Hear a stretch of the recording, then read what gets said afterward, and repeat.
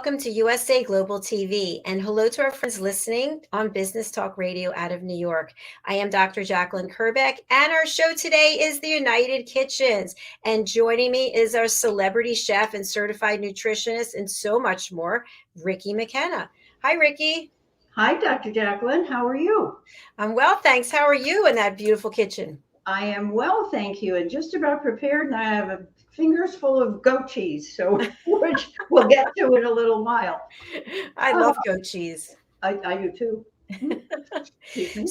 So, Ricki, for people who are joining us for the first time, I'm going to spotlight you. And if you can share information about your background, which is very diverse and very extensive, but just give people an overview of why food is important to you and why you want to have fun when you're cooking and fun in the kitchen. Oh, thank you. Well, I am Ricki Mckenna. I'm a certified nutritionist for almost 23 years now. And in so being, I have learned that food is really the key to your health, barring almost anything except what you have around you. It's called epigenetics. And food does affect how you feel, how you look, how you perform. And as a certified nutritionist, I've worked with everybody from little bitty kids in pre-kindergarten, and they do have great taste buds, to corporate executives and organizations like the United Healthcare and the American Diabetes Association, as well as private clients. I love teaching people about how food really has an effect on their whole being. And I've been working in New York. I've worked here. I'm in Houston now. And I've spent 15 years in Colorado working with a lot of different people and athletes as well up there. And I love to ride a bike. So I've worked out my own nutritional needs for that. And everybody's different. That's something that I've learned. But all of us do have to eat. So I decided that food was it for me. And I love feeding the world. Let's put it that way. I hope that helps. Yes, absolutely. And Ricki, I know you're going to be whipping up something special today. Yes. I just wanted to share that I really never was cognizant of the relationship between what I was putting in my body and the health issues that I have. Oh. And now I'm much more aware of it. And I really am very conscientious about what I'm eating. And I gave up sugar, I gave up caffeine.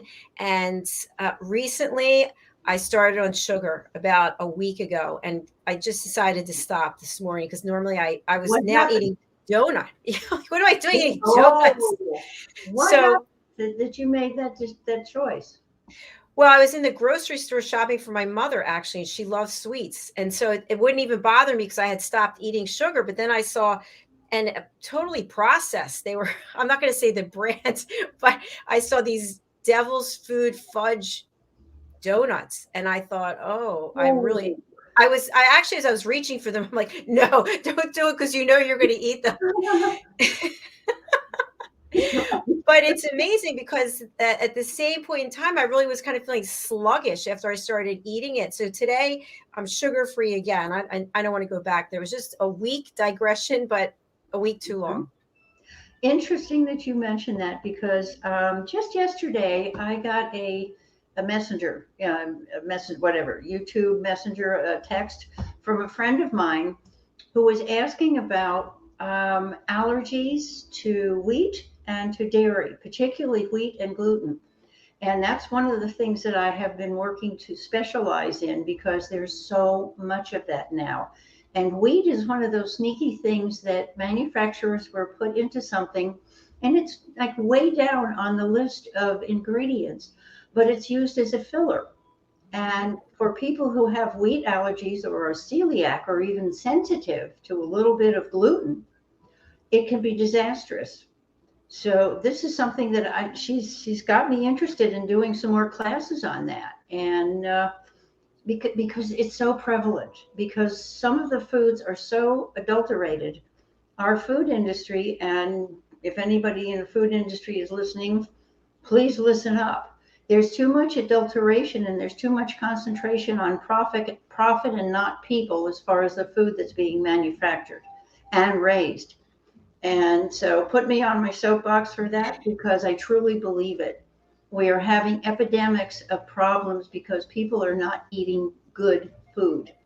And it's promoted, in the supermarkets. If I stand every once in a while and I watch supermarket baskets and what people have in them, and I have to go like this because if I open my mouth, the supermarket will kill me. We're going to find your picture in the post office. Yes. Not allowed in grocery stores anymore. No, not allowed in big chains, or the smaller ones are okay most of the time. But oh my gosh, I mean, there's such a plethora of garbage out there. It's funny because I'm sorry, I was going to say, I actually find myself looking at what people are buying, like the person in front of me, and I think, oh, I guess they're really healthy, or I guess they don't, I'm not making judgment, but you can make some assessment by what you see. I think it's called discernment Yeah. rather than judgment, because if you care at all about your own health and your family's health, then you discern what's best for them. And okay, go have some, you can have yesterday, 2 days ago, one of my clients offered me chocolate covered almonds, dark chocolate, no sugar, and almonds. And they were absolutely delicious. I think they used a little stevia in the dark chocolate, but really, I mean, you can find all sorts of goodies to satisfy those needs, especially for something like chocolate and comfort foods. And actually, what we're making today is kind of a comfort food because we're actually using panko breadcrumbs. And something I don't often use. And instead of breadcrumbs, I could have used almond flour or let's see, chopped up nuts, which we're going to use anyway. But there's always a way to substitute something for the other thing that affects your digestive system in a bad way. So that's really where I specialize. And so we're going to be off on a journey today because I discovered something. We're going to do stuffed zucchini. Ta-da! I'm two-handed zucchinis. And and then we're going to stuff a chicken breast and cook that, it cooks very quickly because we're going to roast our zucchinis. And while the zucchinis are roasting, we are going to stuff the chicken and pan saute that. So it's really two interesting things, one meat, one vegetarian, that work beautifully together. And this is a form, for me, it's a form of comfort food. So very exciting. Well, I'm looking forward to that. And I know you're going to talk about spices as well. So I'm going to spotlight you and looking forward to what you're whipping up. Well, thank you. And again, good morning, afternoon, evening, everybody, wherever you are. And today we're making stuffed zucchini, and we're stuffing them with a combination of chopped nuts. I'm using Bulgarian feta cheese instead of Greek feta. You could use Greek if you like, but I happen to like the flavor of Bulgarian feta cheese. And if you have the chance to go to a deli that carries a bunch of different things and they have different cheeses, try tasting it. It is dairy, but this is it's our way of doing comfort food today. And we've also got chopped walnuts and an egg and dill, which is something that people don't always use. So the first thing we do is I've boiled the zucchinis whole for about 3 minutes, just to kind of parboil them. And then when you take them out, before you slice a piece off, which we will do, and also we're going to scoop out the insides as soon as I get my favorite scooper. In this case, since it's small, it happens to be a grapefruit spoon. Handy tool. So put them on a level surface, like on a flat table or on your pan if you're going to put them in there, and find the most level spot so that they'll sit up when you put them in the pan. Then up on the opposite side, which is this side for this one, slice off a thin slice with a very sharp knife so that you get a nice clean cut on both of them. And by the way, you start with fat zucchini so you can stuff them. So we have room to stuff them. And we're going to hold on to these because we're going to use those later. In the meantime, I'm going to score. I'm going to cut this one just a little bit more, open it up a little bit more, and I'm going to score, which means crisscross lines on the zucchini so that I can get the insides out faster. I'm going to go across and back, but be careful when you do this not to pierce the skin. You do not want to pierce the skin on these, and then cut along the side about 1/8 of an inch from the edge of what you've cut. And we're going to chop out the insides in a second. Here we go. And we're going to put everything in this handy dandy little bowl that I have here. All the filling. And I think you can see how nicely that comes out when you do that. Actually, I'm going to chop it up a little bit more once I get it out. But as I say, be careful not to pierce the skin. So you have to get down far enough, but not too far. And the grapefruit knife is great because it does pull the things out easily. I'm going to turn that around a little. Put the juice into the bowl. I'm back here. And get the rest of that out.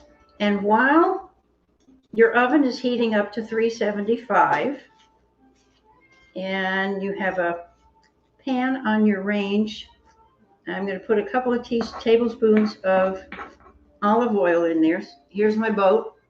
You can see that. It's pretty well cleaned out, but I didn't pierce the skin, so we're going to do the other one as well. And keeping in mind that these have to go into the oven and they come out solidly. And then you can serve them. I served them yesterday with just a beautiful salad, or you can just serve them by themselves because they're pretty filling, especially with the stuffing. And as I say, they're kind of a vegetarian comfort food for me. And if you don't get all the way down, you can always saw it with the grapefruit spoon. There we go, very carefully, so I'm not breaking the skin. That's really important, by the way. And you can use the grapefruit spoons for things like hollowing out butternut squash or any kind of squash where you want the skin to stay intact and you're going to stuff the thing. So here we go. There we go. Yay. And you can leave a little more at the ends so that it holds up solidly. There we go. Okay, so I have my hollowed out zucchini boats, as I call them. Here we go. And I'm going to chop up the flesh a little bit more, just to make sure that it fits in the little zucchini boats well. Nice looking boats. Yeah, no oars though. Actually, you could use toothpicks and play oars, but if you've got kids and they want to help you, you can, of course, play with the boat idea. But we're not going to float them. We're actually going to make them. So there we go. I want this small, almost minced, and we're going to put that in the bowl. Now, actually, I'm not going to put it in the bowl. I take that back. Okay, and the next thing I'm going to chop up to go with it, where's my onion? Hello. Hello. There it is. You take about half an onion, and this is a fairly large onion, so I'm going to cut that in half and do my onion. This you want chopped finely to go with the zucchini flesh. So I'm going to cut that up. Oops. And then carefully chop it as small as I can without getting any pieces of finger or knuckle or any other flesh in there except the zucchini flesh. There we go. I'm going to mix that all together. Here, we'll just give that an extra chop through so we can make sure that it's nice and fine. So I have about the same amount of onion as I do zucchini, chopped up zucchini flesh. And I'm going to take my egg. Ooh, I don't want any pieces of shell. There we go. Excuse me. And we're going to whip that up. I'm going to use my spoon because it's here. You can do lots of things with a serrated edge spoon. So I've got my beaten egg.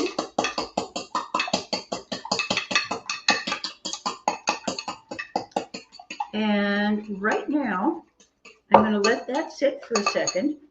And I'm going to take my little skillet, which has been heating, and with olive oil, and I'm sure you can hear that. And I'm putting in, let's get to the other camera. All right, here we go, technology. There, no, we don't. Wrong camera, sorry. Oh, we'll get this yet. And let's see.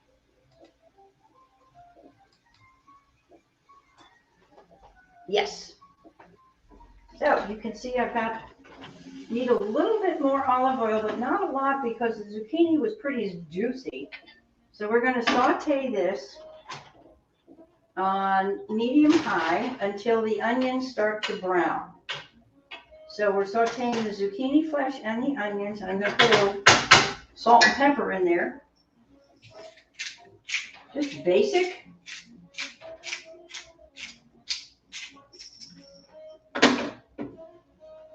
As much as you like. I happen to like things a little on the salty side. There we go. And we're starting to heat up. I don't know if you can hear it's beginning to sizzle, which is Yes. a lovely sound to my ears, frankly. Okay. And now what I'm going to do is chop up some garlic. You can use a garlic press or you can just do it by hand to mince your garlic. And guess where that goes? Right in with the onions and the flesh. So we'll just chop that up a little more. It's funny, I have a garlic press that I do use occasionally, but I just have this thing about chopping it up. Okay. Calls for 1 large garlic clove, and that's what we have here. Very carefully on my knife. You can see it.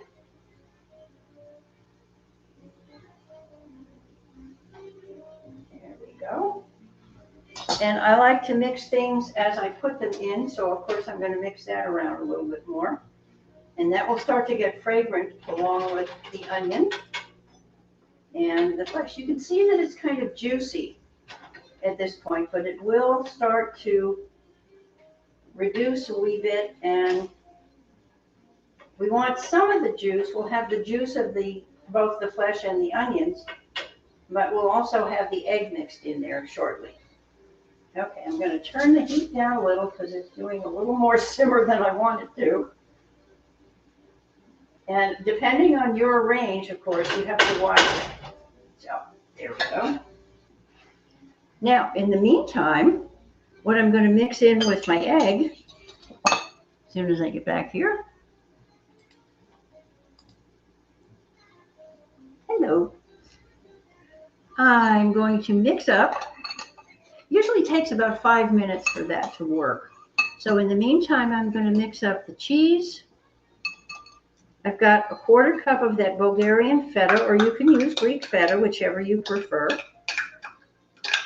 It's interesting, the difference in the flavors in the feta cheeses. As I say, try them. Try, buy a little bit of each and try a different flavor each time until you find one that you really like, or two. And we're also going to add a 1/4 cup of chopped walnuts. And walnuts are one of the better nuts for brain food. I'm just going to chop it roughly. And this is not an official nut chopper.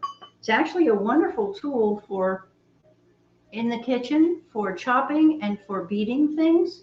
So I'm using it right now to chop my walnuts up a little finer. And you can get the walnuts in pieces or the whole walnuts and have at it. If you put them into a blender or a food processor, they're going to become more like a powder, of course, which you probably knew, but I just have to say that. And I think they, judging from the way they've come out before in this recipe, I like a little bit of crunch. And keeping an eye on my onions and zucchini flesh. I'm going to give that a little swirl around in a second. There we go. So I've roughly chopped up the walnuts to where I can put them in with my egg and cheese. Obviously, this is not a vegan or wheat-free recipe, but there we go. Give that a swirl.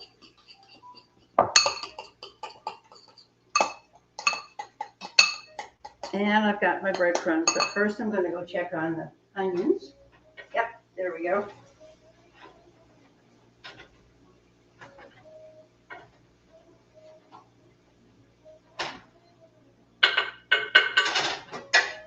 Okay. And I'm going to add my breadcrumbs. These are panko breadcrumbs, and I'm adding, you always add your dry into your wet ingredients. And I think you can see that it's becoming thicker. Yes, we can. Hmm? Yes, we can see that. Okay, good. I'm going to try to break up the cheese a little bit more. Even when you get the crumble, there's always some big pieces. And in this particular recipe, you want to crumble up a little bit more. And I got one big chunk of zucchini in there. Okay. A wee bit more. And actually, I did cut this recipe in half, same as last week when we cut the other recipe in half, or 2 weeks ago, I think, because it actually calls for 4 zucchini, but we're working with 2. However, I like to use almost the same amount of spices and herbs just because of the flavor. And now, to give it a little more pizzazz, I'm going to chop up some dill. I'm going to let that sit for a second and take my favorite knife and chop up some fresh dill.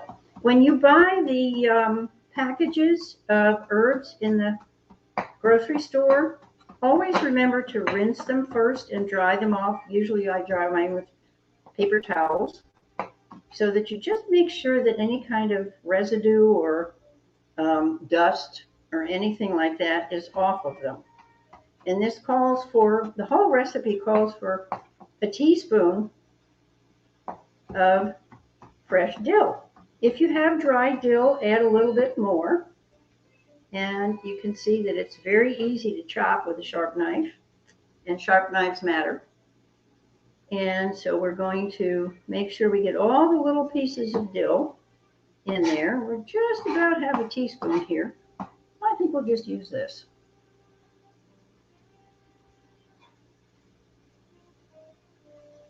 There we go. And I'm going to carefully, using the back of my knife, because I'm working on a wooden surface and I don't want to get wood in there, get as much of it up as I can. And let's mix that up. You can put the dill in sooner if you like. And we're going to take all of this. We've got the breadcrumbs, the eggs, the dill, and the salt and pepper is already in there. And let's see. Oh, let me switch the camera. See if I can get it right this time.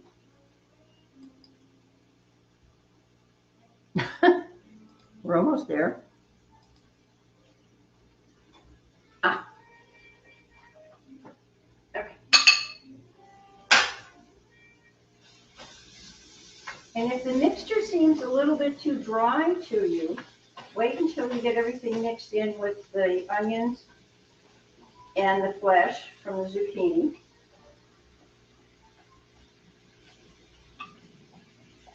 There we go. And make sure you get everything mixed thoroughly. You can see there's a little bit of scraping off the bottom, which is fine.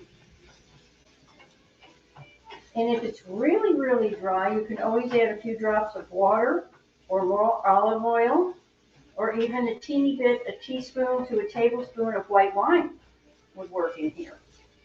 So you have options. But you want your stuffing.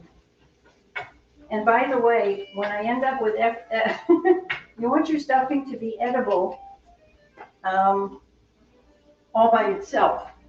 So if you're used to stuffing a turkey or a bird or something like that, and you have the stuffing that you cook on the side or in a separate pan from the bird, this is a similar kind of thing. You can do that with this too. Actually, I had too much stuffing for the boats we had. I'm going to add just a teeny bit of olive oil here.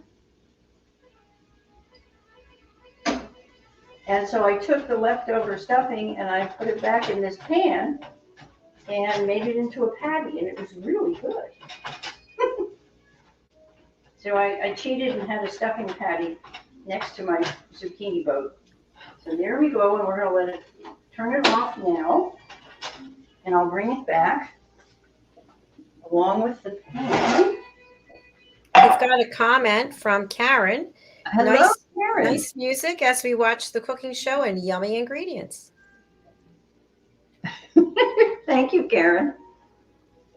I didn't know if you could really hear the music, but I guess you can. Okay, well, here's my pan. I've lined it with foil because it makes life a little bit easier for the cleanup. And what I'm going to do also is take a teeny drop of olive oil and put it under each of the zucchini boats and spread it around. And yes, I did wash my hands. There we go. Just so I don't want it to stick. It usually doesn't, but I just want to make sure. And it won't affect the cooking other than keeping the zucchini from sticking to the pan. Okay, so we've heated the oven up to 375. And we're going to stuff these. Oh, does this smell good? Stuff these goodies. It sure does. I wish you could have some of this. Me too. Even with the wheat. The panko breadcrumbs. I've found that I don't use breadcrumbs very often. However, I've been using panko breadcrumbs for almost 6 months now, working with some special clients. And I find that they're really great. They work beautifully rather than regular breadcrumbs. And yesterday, I didn't have the panko. So what I did was I took 2 pieces of gluten-free bread and I toasted them, quite toasted. And then I took them and broke them up and put them in a food processor and made breadcrumbs with those. So you can do this so that it would be gluten-free. So instead of the panko, you could use a gluten-free bread, or you can get gluten-free breadcrumbs. I like to make my own because I don't use them that often, so I like to make them fresh. So here we are stuffing our boats. We're going to have a lot of stuffing left, I think. And that is hot. Let's get the other guy going. And I'm going to spread them apart a little bit so I can just pack the stuffing in there. There we go. I feel like I have 2 kayaks here, or canoes.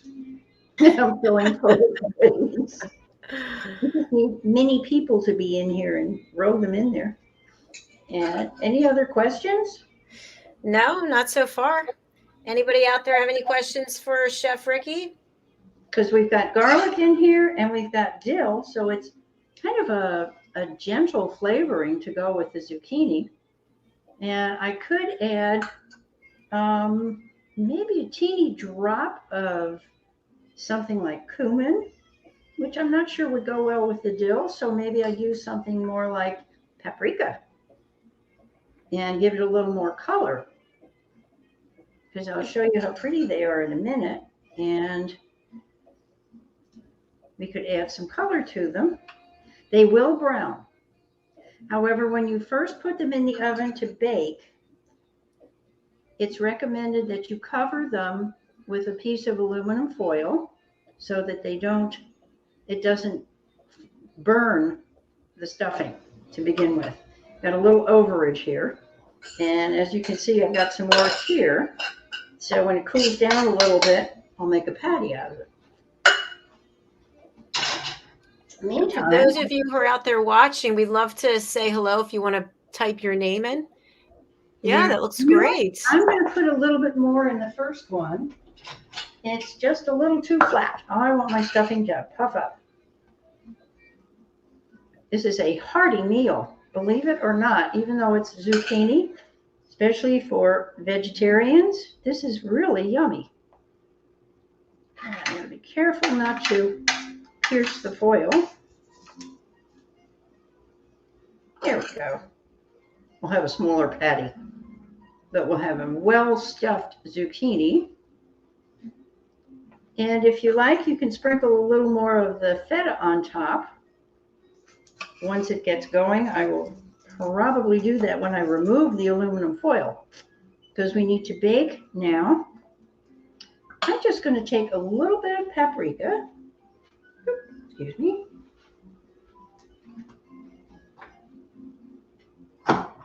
And give it a teeny sprinkle. Oops, and if you don't have a top with holes on the jar, put it in the top and sprinkle from there. It's a lot easier than trying to control what comes out of the jar all at once. Okay, so we'll bring this up. Actually, let me put it on the other camera because I think that's easier to see it.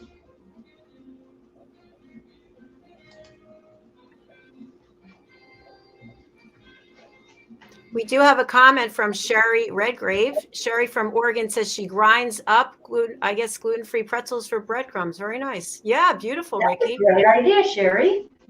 And thank you for being here. Thank you, Sherry. And I will tell you some more about Sherry while we're talking about spices and things to use in your foods. Now excuse me. I'm going to put that in the oven for about, let me see for sure, 30 minutes. Okay. And what I want to show you in the meantime, hi again. Hello. I'm going to take my stuffing and put it into you can actually do it almost like this and just do it like a sloppy Joe. I'm going to put it together and make a patty. Might need to add a little bit more liquid. Okay, I'll just leave that for now. What I did want to tell you about Miss Sherry from Oregon is that she has created something that I think I mentioned that to you, Dr. Jacalyn. She's put together something she calls Sherry's Hazel Cream. And it's hazelnut milk and hazelnut cream. And here's her package. Oh, I like it. You can see, yeah, and there she is in cartoon, of course. And here's the way it comes. It comes in this wonderful little packet that's sealed.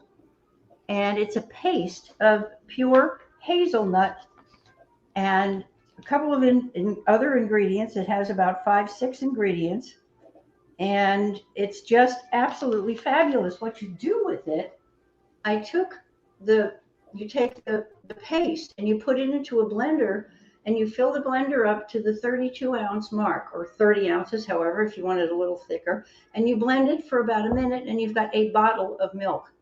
It's fabulous. I made muffins with it, and I made a few other things with it using that, including putting it in my tea and my coffee, and it's absolutely fabulous. And you can go to her website. It's sherryshazelcream.com. It's CHERIHAZELCREAM.com. And she'll tell you all about it.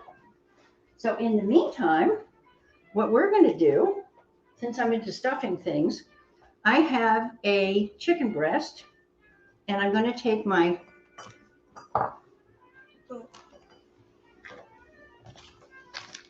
other chopping board, which I use for, I don't like to put the chicken or raw meat on my wooden top, so I use a silicone board. You can use any kind of board you like. And I'm going to take one lovely little chicken breast that has been washed and kind of dried off, and I'm going to slice it this way down the middle. We have to stuff it, so we're going to make a pocket in the chicken breast with, and here's where again where a very sharp knife is very good to have. So we're going to butterfly it. You know, if you have shrimp, you cut them down the middle and then you open them up. Well, we're doing the same thing with the chicken breast. So we'll cut that chicken breast open and make sure you don't go all the way through. And of course, one side's going to be a little thicker than the other, and I got one side really thicker than the other, but that's okay. Now, we were supposed to have fresh basil for this, and when I went out to my garden and I looked at the basil, I said, oops. So we're going to stuff it with something else. And looking at spices and herbs and what you can use for chicken and turkey, basil, of course, is one of the first that you can use. Bay leaf, chives, coriander, curry powder. And then you can use, of course, garlic. You can use garlic with almost everything. Marjoram, oregano, rosemary, sage, tarragon, and thyme. And since I happen to have some fresh thyme, we're going to, I don't think you can see that there, fresh thyme, little baby thyme leaves, which I love. I'm going to take the leaves and I'm going to strip them, which is the easiest way to do this, into a bowl, making sure that I don't get the stems in unless they're teeny tiny stems, but all I want are my thyme leaves. And we're going to create another stuffing. So we're going to use the goat cheese in place, well, the goat cheese, but in place of the basil leaves, which I really wish I had. But since I have the time, we're going to use thyme and a little bit of the dill, and we're going to take what I sliced off the zucchini and make a stuffing. So we're going to take that. This is what happens when you think your company's coming in an hour and you realize that you don't have the basil that you thought you had. So now you're going to use something else and it'll be just as good or maybe even better. You never know. It's intuitive cooking. And my philosophy is if it smells good, it'll probably taste good together. So any comments on that one? I know if Karen's watching, she's done things like this. And I'm sure Sherry has. So I'm just curious. No comment yet. No comments yet. Okay, well, it must be we're on a roll here. Okay, so the time is a little tedious, but we're going to get it all off very carefully. And you go from the top, you have to hang on to the top carefully of a stem and just bring your fingers down gently and it'll strip the leaves off. And whatever doesn't get stripped off is going to get chopped up, so we'll see. There we go. Any comments? I know, Dr. Jacalyn, you said you like herbs. Yes, I do. Do you have any favorites as far as cooking with chicken? Or actually, the herbs are also good with Cornish hens. Those little guys? Yeah. What about rosemary? Absolutely. Yep. Rosemary's wonderful. And rosemary goes wonderfully. I did a rosemary fennel pork roast the other day that turned out absolutely marvelous. It was very hard to resist when it came out of the oven because I was cooking for someone else. But yeah, rosemary is another one of my favorites. And it's a very hardy herb in the garden as well. I find that the rosemary gets through the changes in temperatures that we have here in Houston. it lives pretty well. So there we go. That should do us one little stem in there. Okay. I'm going to take that on the edge here and chop that up a little bit more.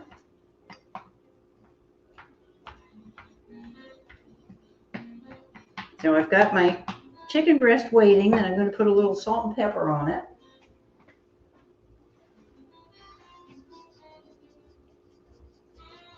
Because salt is something that brings the flavors out in different foods. And you don't need tons of it, you just need enough. And you get to judge what's enough when you're doing it. And I'm going to take my goat cheese and cut some pieces off and put them into this little dish so we can mush everything up together. Oops, technical term, mush. Except you're supposed to get it in the bowl. There we go. Okay. And if you have any allergies to dairy, you can use the dairy-free cheeses. There should be a goat cheese or a type of goat cheese. And actually, goat cheese is easier for most people who have sensitivities to dairy. It's much easier for them to digest in many cases. I've had a lot of clients who could eat goat cheese and goat's milk if they couldn't drink cow's milk. And it has to do with the enzymes and the difference in the animals. I'm going to get a fork, excuse me. And mash that together. That's the goat cheese and the thyme. And we're going to add a little more juice here in a second. And I'm going to chop up the zucchini slices. To go in there as well. Let's get these guys going. You just want to chop it up and dice it fairly fine to mix in with the cheese. If we were using the basil, the way you would stuff it would be with the basil leaves and just literally stuff the leaves in there, and we'll wrap up the chicken breast with a toothpick or two so it stays together. Or you could even do it open-faced like we did with the zucchini. So we're chopping up the zucchini to go in there. It's going to make a lot of stuffing. We may have an overage here too. But then it's always good to munch these things, and you can always take your stuffing with the goat cheese and toast a piece of your favorite gluten-free bread and put that on as a spread. There's always something you can do with food. I'm a big believer in inventing. And we're going to get a little more juice going in here. Can you see that? The mixture's coming together? Yes.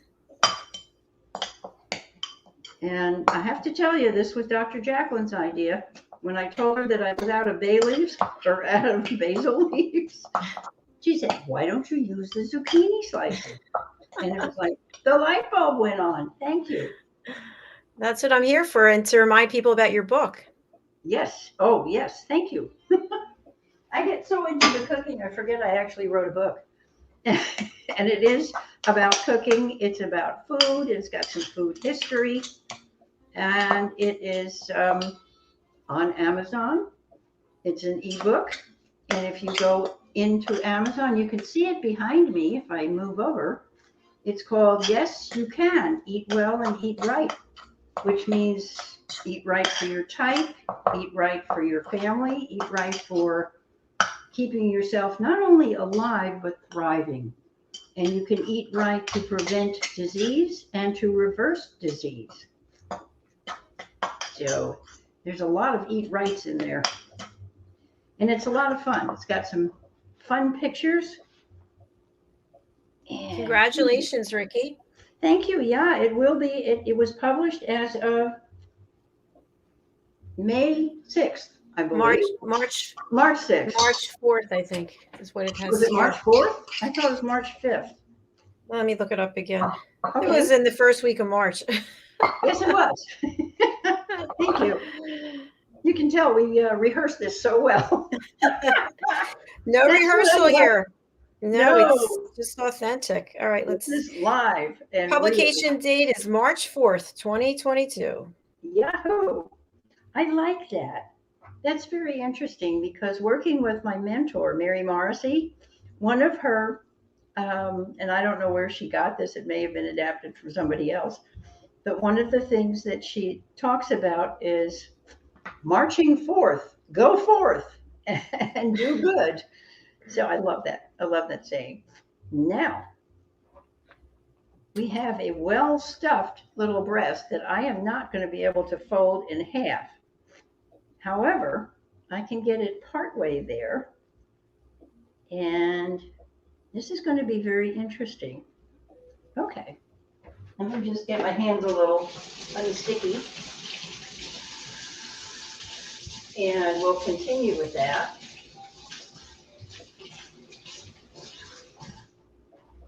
Because it would be a good idea to cook it before you eat it. So what I'm going to do is cover my zucchini that I forgot to put the aluminum foil on. There we go. It's browning nicely. And Chef Ricki, the producer in me, has to tell you we have about 5 minutes. Okay. Well, we'll have to look at the finished product because unfortunately, before I could catch a certain person, yesterday's saved zucchini that was stuffed was eaten. Who would that have been? That would have been the hand. And what I'm going to do now, you can do this with, I'm going to take a couple of toothpicks. And in our 5 minutes, I'll show you how to put this together. I've got some olive oil heating in a pan. And I'm going to take a couple of not colored toothpicks. Okay, we'll use a pink one. And kind of bring the flesh together here. You're like a seamstress. Oh, yeah. You sew? I do. Yes, as a matter of fact. Sometimes it's the butts of birds when I'm cooking them. And now it's the, there we go. Okay, so we have this beautifully stuffed. Oh, looks gorgeous. Pretty. And I'm going to let the oil heat just a tad more. Yep, there we go. Messy hands, as somebody I know said. Okay, I'm going to switch to over there so you can see what we're doing. And then I know we'll have to go.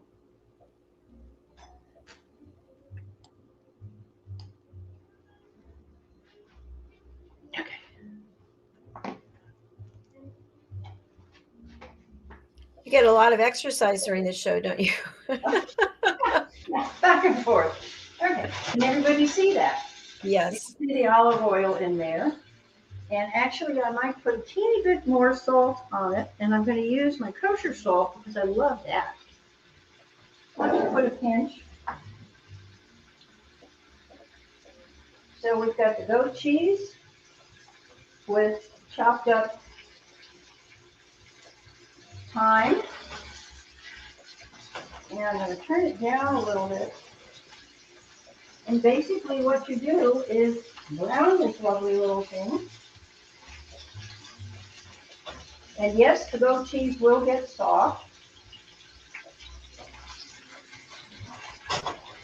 And it takes probably about 15-20 minutes for that to complete. And it's so pretty when it's done.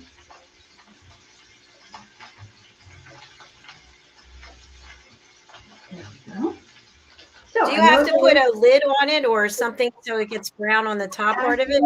Yeah, I'm going to put a spatter screen on it.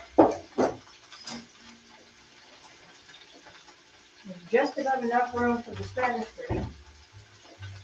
You could put a lid on it, but I've turned it down. I'd rather cook it a little bit longer on a lower heat and let it get thoroughly cooked because you know you want chicken to cook thoroughly. So I'm just putting the spatter screen on it for now. And I'll give you a little look at what's in the oven.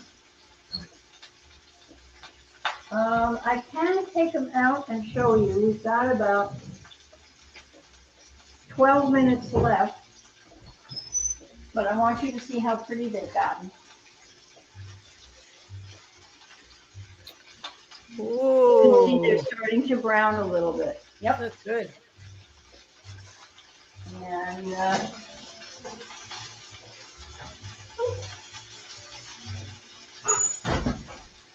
so I will send out the recipe. You will have that.